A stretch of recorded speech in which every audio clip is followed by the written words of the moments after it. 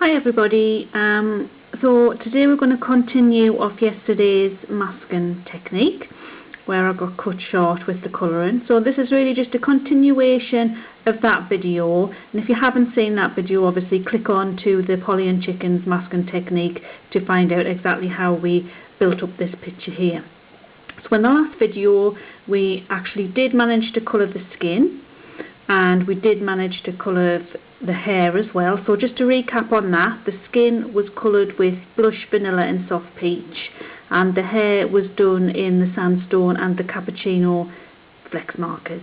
Okay, so we'll go on to the dress now, and we'll start off with the glacier blue in the flex marker, and we'll give that a base colour like that. This is a really nice handy colour to have as well, the glacier blue, and I do a lot of my skies with this colour.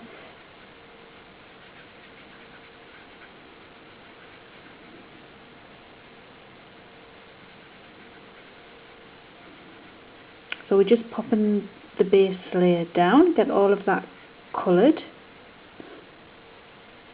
Okay, and the next colour we want to go on to, which is the medium colour, is the soft aqua. Again in the flex marker. And for those of you who've never used flex markers before, they're kind of like a paintbrush.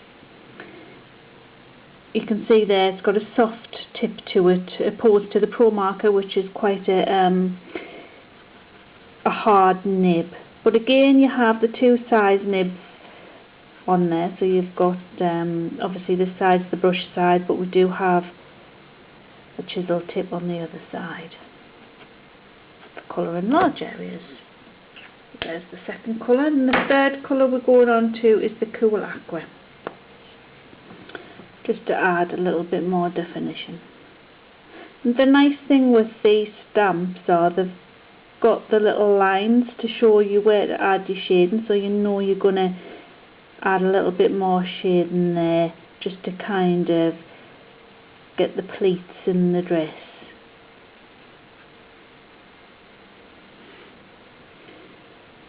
Now what I would probably do with that is let it dry a little bit and then go back to it and add a little bit more shading, because remember, because these colours are like a transparent colour, you can layer them up. So although you can use just a couple of colours, if you keep layering them up on top of each other, you can add a deeper tone, create a deeper tone with just the same colour. So I would do that with this dress, and I would also do it with the hair as well. I would go back to the hair. Okay, so we'll move on to the plant pots now. And the base layer of some of the plant pots is the Ginger Pro marker. So we'll add that.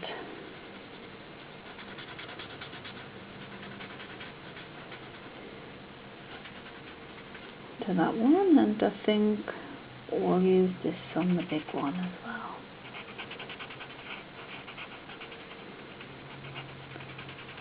You can see there the difference with the Pro, that's the Pro marker I'm using, which is a bullet nib. Okay, so we need to add a little bit of shading to that, and I'm going to do that with the Cocoa, again in a Pro marker. I'm going to add a little bit of shading down one side.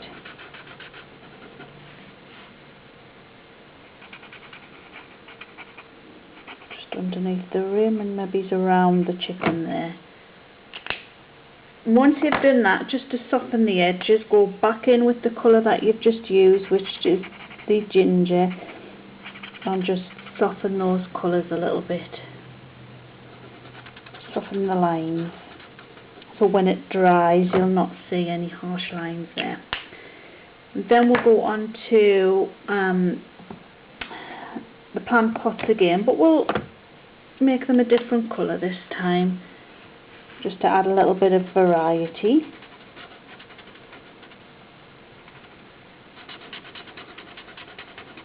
And this one is the oatmeal.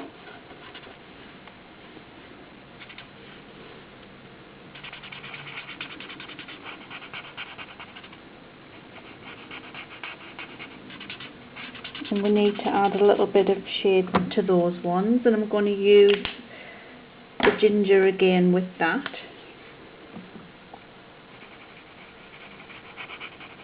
And again, you're adding the shadows. Wherever you add the shadows on one pot, add it in the same place. So we are shading down this side, so we would shade all of our plant pots down that side, if that makes sense.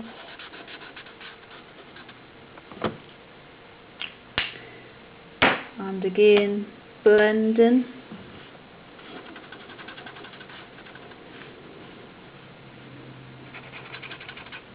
Just to soften those lines a little bit. Okay, so we'll move on now to the little bushes, and we're going to start off with one of my favourite colours in the flex marker, and that's the honeydew. And it's such a delicate colour. Love it. And it's quite light, so it might not show up that well on the camera. So we've coloured in our two little bushes, but we're also going to give a background colour to the rest of it, and that's done by simply, no technique involved, just quickly get some colour down in and around, and that'll just act like a base colour to your background as well. And the nice thing with them being a transparent colour, you can kind of, although you've put the green down there, you can add your pinks on top and any colour you want, and you'll see different colours emerging as you do that. So that's a brilliant way to layer your colours up also. So that's the first layer of the honeydew, and then we're going to move on to the meadow green. Now I'm choosing just to use a flex marker. You can use your pro markers if you want to, because they do that in the same colour.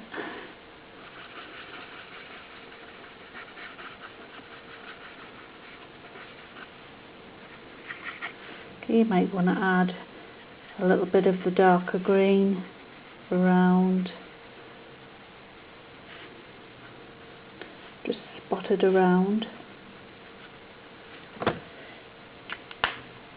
And then we're going to add a darker colour, which is the olive green, and that's the pro marker I'm using.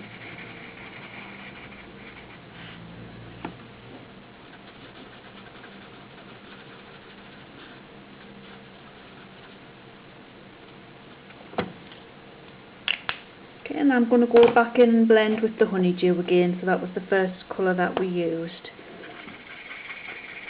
And as that starts to dry, it'll soften the edges a little bit. Okay, so we're going to go on to colour the flowers, and we're going to do that with a base layer of the pink pearl. And again, no particular technique with this, I'm just kind of dabbing the colour around.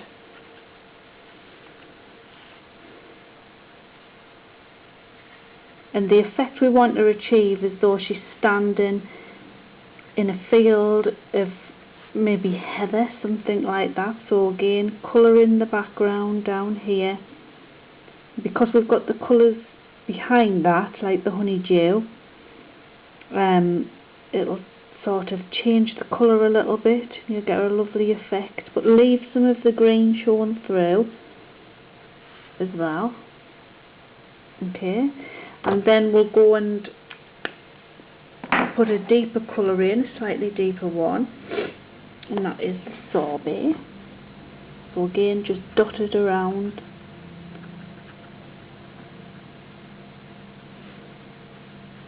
Just to deepen it up a little bit.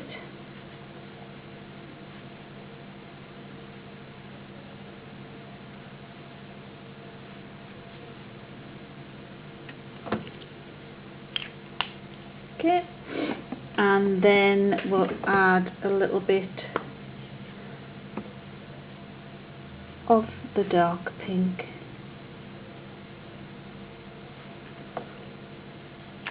Like so. Now you could go on and colour the rest of your image as you wish, but hopefully that gives you the principle of what needs to be done. Thanks, bye.